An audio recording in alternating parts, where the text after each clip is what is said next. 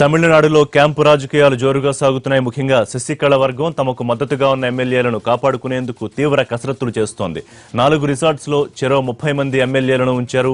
అయితే వారికి phone, paper, TV ఏవీ అందుబాటులో లేకుండా చేస్తున్నారు. మరోవైపు పనీర్ వర్గం సైతం తమకు మరో 12 మంది ఎమ్మెల్యేలు టచ్ లో ఉన్నట్టు చెబుతున్నారు.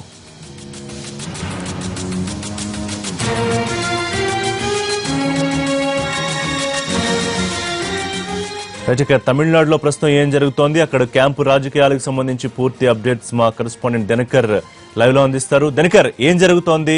శశికళ వర్గం రహస్య శిబిరాల్లో ఉంచిన ఎమ్మెల్యేలకు అసలు బయట ప్రపంచంతో సంబంధం లేకుండా పోయిందా? పనీర్ వర్గం వైపు ఎమ్మెల్యేలు జంప్ అయ్యే అవకాశాలు ఏమైనా కనిపిస్తున్నాయా? రైట్, ఇరు వర్గాలు గవర్నర్ని కలవడంతో ఇక రసదాయకంలో పడిందని చెప్పుకోవచ్చు. అయితే గవర్నర్ ఎవరికి ఛాన్స్ ఇస్తారనేది మాత్రం మరికొద్ది గంటల పాటు వెయిట్ చేయాల్సిన అవసరం అయితే ఉంది. అయితే క్యాంపు రాజకీయాలు మాత్రం పోటాపోటీగా నడుస్తున్నాయి. ఇప్పటి వరకు కేవలం పన్నీర్ సెల్వం వైపు మాత్రం 5 నుంచి 6 మంది వరకు మాత్రమే ఎమ్మెల్యేలు ఉన్న పరిస్థితుల్లో ఆయన ఎలా బల నిరూపణ చేసుకుంటారన్న దానికి సంబంధించి కూడా ఆసక్తికరమైనటువంటి చర్చ కొనసాగుతుందని చెప్పొచ్చు. మరొక వైపు ప్రస్తుతం నేను పోయస్ గార్డెన్ దగ్గర ఉన్నాను. ఇక్కడ నుంచి క్యాంపుల్లో ఉన్నటువంటి రిసార్ట్స్లో ఉన్నటువంటి ఎమ్మెల్యేల యొక్క మొత్తం డే టు డే యాక్టివిటీ అంతా కూడా ఇక్కడి నుంచే మానిటరింగ్ చేస్తున్నారు. ఇక్కడి నుంచి అలర్ట్ చేయడం జరుగుతుంది.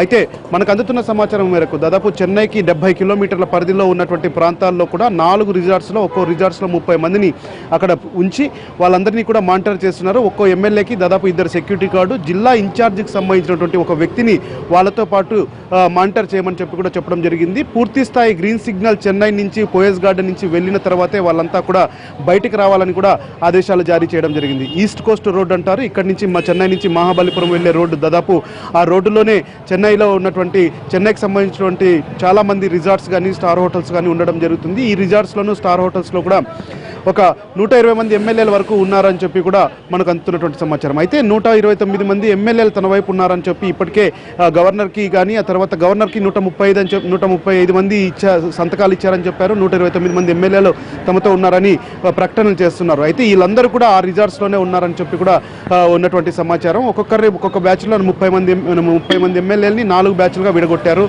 గోల్డెన్ బేస్ అని చెప్పి ఒక రిసార్ట్స్ ఉంది అక్కడ, తర్వాత కొలవుత్తూర్ అని చెప్పి ఒక రిసార్ట్స్ ఉంది అక్కడ కూడా వీళ్ళందరూ కూడా ఉన్నటువంటి పరిస్థితి ఉందని చెప్పొచ్చు. అయితే మొన్న మధ్యాహ్నం 2 గంటల ప్రాంతం నుంచి ఇప్పటి వరకు కూడా ఇంకా ఆ రిసార్ట్స్లోనే ఉండడం జరిగింది. అయితే నిన్న ఒక కలకలం జరిగింది.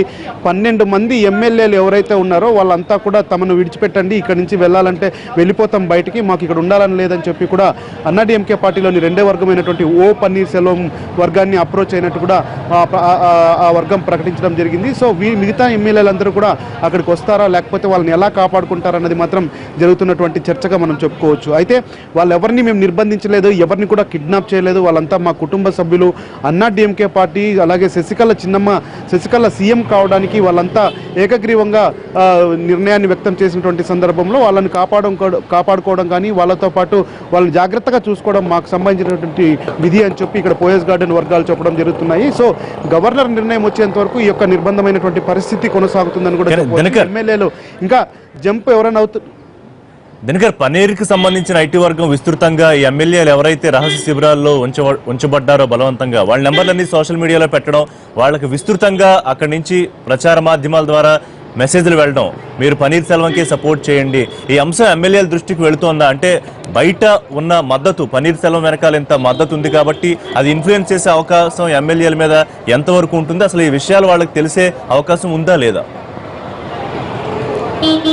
ప్రజాక్షేత్రంలో ప్రజల మనసులు గెలుచుకోవడానికి ఓ పన్నీర్ సెల్వం పూర్తి స్థాయిలో కూడా అన్ని దారులను వెతుక్కుంటున్నారని కూడా చెప్పొచ్చు. అందులో భాగంగా ఆయన తరపున ఉన్నటువంటి ఐటీ వింగ్ వాళ్ళు కూడా పూర్తి స్థాయిలోనే ఏవైతే ఎమ్మెల్యేల నంబర్లు ఉన్నాయో దీనికి సంబంధించి అన్నాడీఎంకే పార్టీకి సంబంధించినటువంటి ఏవైతే ఫోన్ నంబర్లు ఉన్నాయో అవన్నీ కూడా మొత్తం ప్రజల్లోకి వెళ్ళేటట్టుగా చేయడం జరిగింది. దీనికి సంబంధించి కూడా వెరైటీగా వాళ్ళ పోస్టర్లు కూడా వేయడం జరుగుతుంది. ఏంటి తమిళనాడులో అది కొద్దిగా ఆసక్తిగా మారినటువంటి అంశం. ఇప్పటికే 6 నుంచి 7 మంది ఎమ్మెల్యేలు ఎవరైతే ఓ పన్నీర్ సెల్వం వర్గంలో ఉన్నారో వాళ్ళంతా కూడా మా మంచి ఎమ్మెల్యేలు, ఓ పన్నీర్ సెల్వంకి ప్రజల కోసం ఉన్నటువంటి సీఎంకి మద్దతు ఇస్తున్నటువంటి మా మంచి ఎమ్మెల్యేలు అని చెప్పి ఓ పన్నీర్ సెల్వంతో పాటు ఓ పన్నీర్ సెల్వంకి మద్దతు ఇచ్చేటువంటి ఎమ్మెల్యేల పోస్టర్లంతా కలిపి కూడా తమిళనాడు వ్యాప్తంగా నడుస్తున్నటువంటి పరిస్థితి ఉంది. సో మిగిలిన ఎమ్మెల్యేలందరూ కూడా అదే మార్గంలో పట్టాలని ఓ పన్నీర్ సెల్వంకి మద్దతు ఇచ్చి ఆయన్నే సీఎం చేయాలని చెప్పి ఆయన్ని బల నిరూపణలో గెలిపించాలని చెప్పి కూడా ఈ రకమైనటువంటి ప్రచారం కొనసాగుతుంది. ఇంకా చెన్నైలో కూడా ఈ రోజు కూడా కొనసాగే అవకాశం ఉంది. చెన్నై మేయర్ కార్పొరేషన్ పరిధిలో మామా విన్ పన్నిట్ల మామ ప్రాజెక్ట్ అనే పేరుతో, అంటే మామను గెలిపిద్దాం, ఇక్కడ ఓ పన్నీర్సెల్వంని మిక్సర్ మామ అంటారు, మామను గెలిపిద్దాం అనే ప్రాజెక్టు పేరుతో ఇక్కడ మొత్తం అంతా కూడా ఓ పన్నీర్సెల్వంకు మద్దతుగా ర్యాలీలు చేయాలనే ఆలోచన కూడా నడుస్తుంది. దీనికి కూడా షెడ్యూల్ వేయడం జరిగింది. ఇప్పుడే అందిన వార్త ఏంటంటే ఓ పన్నీర్సెల్వం తనకు 5 రోజుల పాటు సమయం కావాలని చెప్పి గవర్నర్ని కోరినట్టుగా మనకు అందినటువంటి సమాచారం. 5 రోజుల్లో బల నిరూపణ చేసుకోవడానికి అవకాశం ఇస్తే ఖచ్చితంగా నేను నా యొక్క బలాన్ని నిరూపిస్తానని చెప్పి కూడా ఆయన చెప్పడం జరిగింది. సో ఈ ఎమ్మెల్యేల సంతకాలన్నీ కూడా ఫోర్జరీ చేసినటువంటి అంశాలుగా గవర్నర్కి నిన్న పన్నీర్సెల్వం చెప్పినట్టుగా మనకున్నటువంటి సమాచారం. మరి గవర్నర్ ఎవరికి అవకాశం ఇస్తారు, ఇదే అంశాలను కూడా శశికళకు గవర్నర్ చెప్పినట్టుగా కూడా మనకు వచ్చినటువంటి సమాచారం. గవర్నర్ కీలకమైనటువంటి నిర్ణయం తీసుకోబోతున్నారు. ఎందుకంటే పన్నీర్సెల్వం రిక్వెస్ట్ చేసిన నేపథ్యంలో, ఇదే అంశాన్ని శశికళకు చెప్పిన నేపథ్యంలో, ఎందుకంటే ఎమ్మెల్యేలు 135 మంది ఎమ్మెల్యేల లిస్టు తన దగ్గర ఉందని చెప్పి గవర్నర్కు చెప్పిన సందర్భంలో మరి ఎవరి మాట వింటారన్నది మాత్రం వెయిట్ చేయాల్సిన పరిస్థితి ఉంది. ఇప్పుడే అందిన వార్త ఏంటంటే 5 రోజుల సమయం తనకిస్తే పూర్తి స్థాయిలో నేను బల నిరూపణ చేసుకుంటానని చెప్పి ఒక గవర్నర్ని ఒక ఛాన్స్ కోరినట్టుగా మనకు అందినటువంటి సమాచారం. ఋషి దినకర్, సో నిన్న మొత్తం జరిగిన ఎపిసోడ్ లో జరిగిన హై డ్రామాలో పన్నీర్సెల్వమే పై చేయి సాధించారని కూడా విశ్లేషణలు వస్తున్నాయి. ఆయన గవర్నర్ కలిసిన తర్వాత 2 సార్లు ప్రెస్ మీట్ పెట్టడం, మన వైపు ధర్మం ఉంది, మంచి జరుగుతుంది, అమ్మ ఆశీస్సులు ఉన్నాయని చెప్పడం. రెండో వైపు శశికళ మీడియాని అడ్రస్ చేయకుండా వెళ్ళిపోవడం, ఆవిడ చాలా దిగ్భ్రాంతికి గురయ్యారు, చాలా అసహనంగా కనిపిస్తున్నారని కూడా వార్తలు వస్తున్నాయి. సో మీరన్నట్టు ఒక పాజిటివ్ వింగ్ అయితే పన్నీర్సెల్వం వైపే ఉందని భావించాలా? దీనికి సంబంధించి అక్కడ ఏఐడిఎంకే వర్గాలు ఏముంటున్నాయి, పన్నీర్ వర్గం ఏముంటుంది? ఈ మొత్తం ఎపిసోడ్ లో డిఎంకే ప్రస్తుతం ప్రేక్షక పాత్రే పోషిస్తోందా? ఓకే రిషి, దానికన్నా ముందు ఇప్పుడే అందుతున్న సమాచారం ఏంటంటే గవర్నర్ కలిసిన సమయంలో జరిగినటువంటి కన్వర్జేషన్ వివరించే ప్రయత్నం చేస్తాను.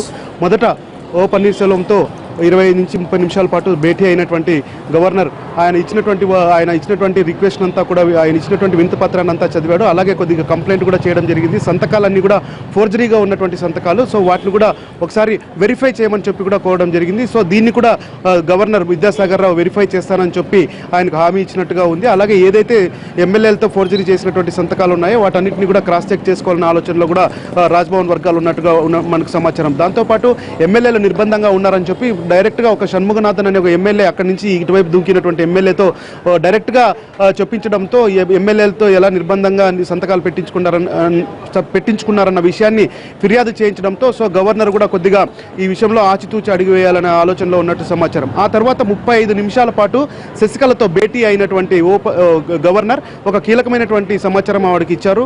పన్నీర్సెల్వంకు కొన్ని అనుమానాలు ఉన్నాయి, ఆ అనుమానాలు తీర్చేంత వరకు మీరు ఓపిక పట్టాలి, నేను ఆ సంతకాలన్నిటినీ కూడా వెరిఫై చేసిన తర్వాతనే మీ దగ్గరకు వస్తాను. ఆయన 5 రోజుల సమయం కోరారు బల నిరూపణ చేసుకోవడానికి. ఈ అంశాలన్నింటినీ న్యాయకోవిధులతో కూడా చర్చించిన తర్వాతనే మీ దగ్గరకు వస్తానని చెప్పి కూడా చెప్పడం జరిగింది. సో ఇది నిన్న జరిగినటువంటి డెవలప్మెంట్. మరి శశికళకు అవకాశం ఇవ్వాలి అంటే మరి కొద్ది రోజులు ఆగాల్సిందే అన్నట్టుగా వస్తున్నటువంటి సిగ్నల్గా మనకు కనిపిస్తున్నాయని చెప్పొచ్చు. ఓ పన్నీర్సెల్వం తన బల నిరూపణ చేసుకోవడానికి 5 రోజుల పాటు సమయం అడిగినటువంటి సందర్భం ఇక్కడ గవర్నర్ రాజ్భవన్లో జరిగిన సమావేశంలో జరిగినట్టుగా మనకు అందినటువంటి సమాచారం. సో దీన్ని ఎలా చేసుకోవాలన్న దానికి సంబంధించి ఓ పన్నీర్సెల్వం వర్గం కూడా పూర్తి స్థాయిలో నిమగ్నమైందని చెప్పవచ్చు. మొదట ఎమ్మెల్యేల మద్దతు కూడగట్టడానికి, అలాగే రాజ్యాంగ పరంగా ఉన్నటువంటి అంశాలను కూడా దాన్ని పరిశీలిస్తున్నట్టు కూడా ఉన్నటువంటి సమాచారం. ఇక ఎందుకంటే ఇప్పటికే తమ దగ్గర 130 మంది ఎమ్మెల్యేలు ఉన్నారని చెప్పిన నేపథ్యంలో వాళ్ళందరూ ఇటువైపు వస్తారు. ఎందుకంటే ఆయన బలంగా చెప్తున్నారు తన వైపు 40 నుంచి 50 మంది ఎమ్మెల్యేలు ఉన్నారని. అది ఫ్లోర్ టెస్ట్కి అవకాశం ఇస్తేనే పూర్తి స్థాయిలో నిరూపణ అవుతుంది కనుక సో ఆ ఒక్క అవకాశాన్ని ఇవ్వండి అని చెప్పి తన రాజీనామాను వెనక్కి తీసుకుంటాను, అవకాశం ఇస్తే నేనేంటో నిరూపించుకుంటానని చెప్పి ఓ పన్నీర్సెల్వం పదే చెప్తున్న నేపథ్యంలో ఆయన సో గవర్నర్ అటువైపు మొగ్గుతారా లేదా అన్నది మాత్రం వేచి చూడాలి. ఇదంతా డెవలప్మెంట్ కావడానికి మరో 2 రోజులు పట్టే అవకాశం ఉంది. ఈలోగా గోడ దూకకుండా ఉండాల్సినటువంటి ఎమ్మెల్యేలందరినీ కాపాడుకునే బాధ్యతలు మాత్రం శశికళ వర్గం ఉన్నట్టుగా ఉంది ఇక్కడ. ఆ పరిస్థితులు కూడా అలానే ఇక్కడ కనిపిస్తున్నాయి. Rishi, right, thank you Dinakar. Break తీసుకుందాం.